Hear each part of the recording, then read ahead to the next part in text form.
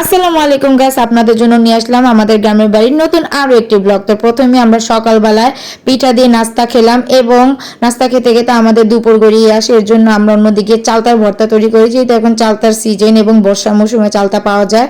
আর অন্যদিকে আমার মা খালা দুপুরের খাবার আয়োজন করতেছে ইলিশ বেগুন ভাজা, চিংড়ি দো পেঁয়াজা এবং ইলিশ মাছ দিয়ে আলু পটল ঝোল, এবং রাতের ডিনার ছিল নেহারি এবং আটার রুটি। আর অন্যদিকে আমাদের বাড়ির মেয়ের আমরা সবাই মিলে খাবারের পানি আনি, যেহেতু আমাদের বাসায় নতুন করে পানির ডিপ মুহূর্তটা আর কি আমি আমার ক্যামেরায় ধরে রাখলাম।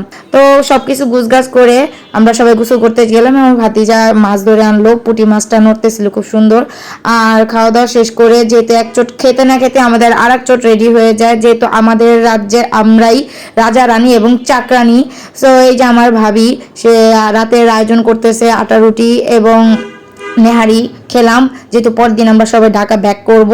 সো সব কিছু গুছগাছ করে ঢাকা যাওয়ার জন্য রওনা হয়ে গেলাম এবং বাস স্ট্যান্ডে চলে গেলাম। গিয়ে দেখলাম বাস স্ট্যান্ডে গাদা ঘোড়া গরু সব একসাথেই আছে। তো ভিডিও কেমন লেগেছে কমেন্টে জানাবেন। আল্লাহ হাফেজ।